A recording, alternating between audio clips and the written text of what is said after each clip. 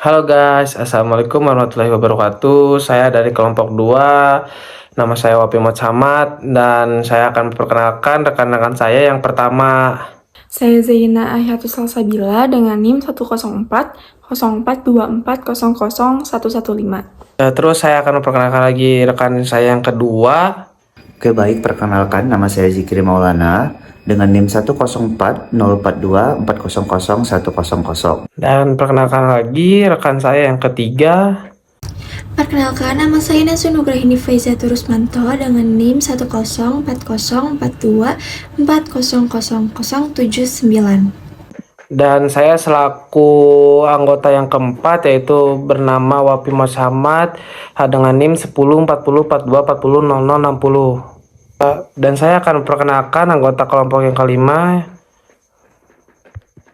Oke, perkenalkan nama saya Dede Sheila Fiani dengan NIM 1040424000098. Nah, di video kali ini kami akan membahas mengenai kunci sukses organisasi modern, yaitu mengoptimalkan potensi knowledge worker dan peran strategis Chief Knowledge Officer. Nah, tahu nggak sih kalian, kalau di era digital saat ini, aset termahal bagi organisasi bukan lagi mengenai mesin ataupun pabrik, melainkan modal intelektual yang ada di kepala karyawan kita. Namun, banyak organisasi yang gagal mengelolanya karena 3 tantangan besar. Yang pertama, adanya brain drain. Nah, ilmu ini hilang begitu saja saat karyawan senior pensiun ataupun resign. Lalu yang kedua, ada silo pengetahuan, di mana ini terjadi ketika antar tim tidak saling berbagi informasi, membuat kerja menjadi semakin lambat dan tumpang tindih. Yang ketiga, ada inovasi yang mandek, di mana organisasi terus mengulang kesalahan yang sama karena tidak ada lagi dokumentasi yang baik. Lalu bagaimana solusinya? Nah, disinilah peran penting bagi seorang Chief Knowledge Officer untuk mengatasi masalah ini dengan mengubah pengetahuan menjadi sebuah inovasi yang nyata. Pada slide ini, saya akan menjelaskan mengenai teori knowledge worker yang diperkenalkan oleh Peter Drucker pada tahun 1959. Menurut Drucker, knowledge worker adalah individu atau profesional yang menghasilkan nilai utama bagi organisasi melalui kemampuan berpikir, menganalisis, serta menerapkan pengetahuan yang dimiliki untuk menyelesaikan berbagai permasalahan yang kompleks. Berbeda dengan pekerja tradisional yang produktivitasnya diukur dari jumlah pekerjaan fisik yang diselesaikan. Produktivitas seorang knowledge worker lebih diukur dari kualitas ide, inovasi, kreativitas, serta solusi yang mampu dihasilkan. Dalam konteks organisasi modern, contoh knowledge worker antara lain adalah manajer, konsultan, dosen, peneliti, programmer, analisis data, dan profesi lain yang mengandalkan pengetahuan sebagai aset utama dalam bekerja. Teori ini menunjukkan bahwa pengetahuan merupakan sumber daya yang sangat penting bagi organisasi untuk meningkatkan daya saing yang menciptakan inovasi yang berkelanjutan. Konsep berikutnya adalah model Seichi yang dikembangkan oleh Nonaka dan Takeuchi. Model ini menjelaskan bagaimana pengetahuan individu dapat diubah menjadi aset organisasi melalui proses penciptaan dan penyebaran pengetahuan. Model Seichi terdiri dari 4 tahapan, yaitu pertama, socialization atau touch it ke touch it. Pada tahap ini, pengetahuan dibagikan secara langsung dari seseorang kepada orang lain melalui pengalaman, observasi, pelatihan, magang, atau diskusi informal. Kedua, externalization atau touch it ke eksplisit. Tapi ini terjadi ketika pengetahuan yang masih tersimpan dalam pikiran seseorang dituangkan ke dalam bentuk yang lebih nyata, seperti dokumen, laporan, prosedur kerja, atau diagram. Ketiga, combination atau eksplisit ke eksplisit. Pada tahap ini, berbagai informasi dan dokumen yang sudah tersedia dikumpulkan, disusun, dan diintegrasikan menjadi pengetahuan baru, misalnya menjadi panduan kerja atau sistem informasi yang lebih lengkap. Keempat, internalization atau eksplisit ke touch it. Tahap ini terjadi ketika individu mempelajari dan menerapkan pengetahuan yang telah terdokumentasi sehingga menjadi pengalaman dan keahlian baru dalam diri mereka.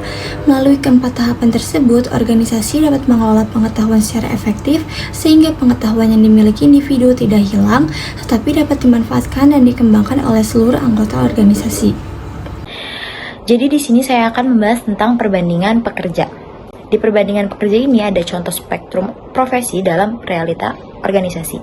Yang pertama ada dosen dan konsultan. Dosen dan konsultan ini menjual keahlian analitis untuk memecahkan masalah makro atau mendidik generasi baru. Yang kedua, ada analisis data dan software engineer, yaitu mengubah tumpukan data mentah atau baris kode menjadi solusi bisnis dan aplikasi yang fungsional. Yang ketiga, ada tenaga kesehatan. Tenaga kesehatan ini mengkombinasikan ilmu medis dengan intuisi klinis saat menghadapi kondisi pasien yang unik. Dan yang keempat, ada digital marketer, yaitu menganalisis algoritma media sosial dan perilaku konsumen untuk merancang strategi branding yang estetik dan tepat sasaran. Dan yang terakhir, ada pegawai pemerintahan, yaitu analisis kebijakan. Itu adalah untuk menggodok regulasi berdasarkan riset sosiologis dan ekonomi, bukan sekedar melakukan pekerjaan administrasi searah. Next, ada karakteristik pekerja konvensional, yaitu karakter yang biasa. Yang pertama, fokus utamanya adalah mengandalkan kekuatan fisik, kecepatan manual, dan eksekusi tugas rutin. Yang kedua, sifat pekerjaannya repetitif, terstruktur ketat, dan mengikuti SOP yang kaku. Alat kerjanya ada mesin, peralatan fisik, atau sistem kasir yang di-input manual. Dan yang terakhir ada aset utama, yaitu mengandalkan waktu dan tenaga fisik langsung dari karyawan. Next, ada karakteristik pekerja berbasis pengetahuan. Yang pertama, fokus utamanya mengandalkan analisis data, kreativitas, pemecahan masalah, dan penciptaan inovasi. Yang kedua, sifat pekerjaannya yaitu non-rutin, dinamis, membutuhkan otonomi, kebebasan berpikir yang tinggi, dan sangat adaptif. Dan yang ketiga, alat kerjanya adalah data, software analitik, kerangka berpikir, serta teknologi informasi modern. Dan yang terakhir, aset utamanya adalah kompetensi intelektual, keahlian khusus, dan pengalaman intelektual kapital. Di sini selanjutnya saya akan menjelaskan tentang tantangan knowledge worker. Meskipun memiliki peran krusial, knowledge worker seringkali menghadapi hambatan psikologis dan operasional, antara lain beban operasional berlebih, menerima terlalu banyak data setiap hari tanpa tahu mana yang valid dan relevan, sehingga memicu stres dan kejenuhan.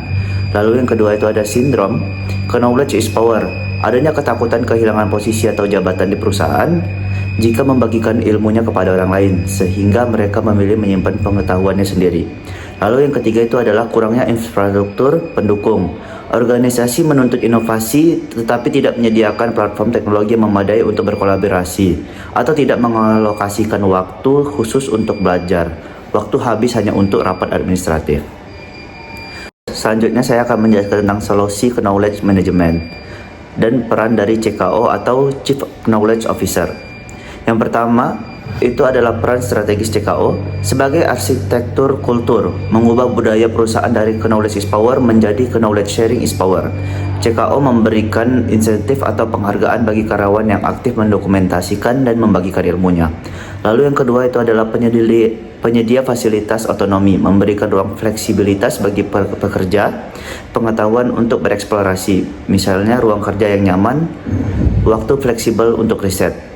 Lalu yang kedua ada solusi sistemik, aplikasi model SECI, menyediakan platform knowledge management system berbasis cloud yang estetik dan mudah diakses untuk menyimpan pengetahuan. Lalu yang terakhir ada membentuk komunitas atau forum diskusi rutin antar divisi agar terjadi transfer tacit knowledge secara natural.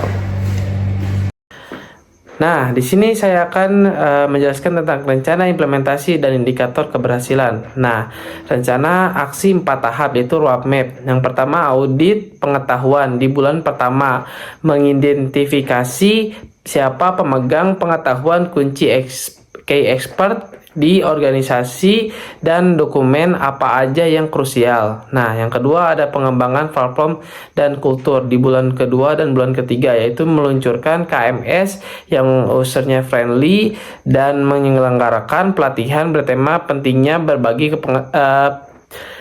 pengetahuan. Yang ketiga ada pilot project di bulan keempat, yaitu menerapkan sistem COP dan dokumentasi digital pada satu divisi. Percontohannya misalnya di bidang tim digital marketing atau tim data. Nah, yang keempat ada skala penuh dan evaluasi bulan kelima dan di bulan keenam, yaitu mengimplementasikan sistem ke seluruh organisasi secara menyeluruh.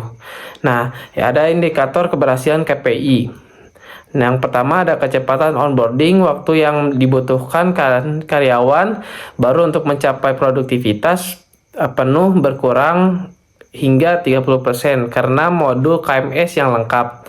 Yang kedua ada tingkat partisipasi karyawan minimal 80%, yaitu knowledge worker aktif berkontribusi, menulis atau memperbarui artikel di KMS setiap bulannya. Nah, yang ketiga ada retensi pengetahuan organisasi, yaitu penurunan risiko kehilangan data keahlian penting saat terjadi penggantian karyawan, yaitu turnover. Nah, di sini saya akan menjelaskan tentang kesimpulan dan pembelajaran utama. Yang pertama ada kesimpulan. Nah, knowledge worker adalah mesin penggerak inovasi utama dalam organisasi masa kini. Namun, potensi besar mereka akan tersia-siakan tanpa kehadirannya CEO atau pemimpin yang mampu menciptakan ekosistem kolaboratif yang aman untuk berbagi ilmu. Nah, yang kedua ada pembelajaran utama, yaitu to message, yaitu pekerjaan mengelola pengetahuan bukan sekadar masalah teknologi atau perangkat lunak, melainkan tentang bagaimana manusiakan pekerja, menghargai pemikiran mereka, dan mendokumentasikan ide menjadi aset abadi organisasi.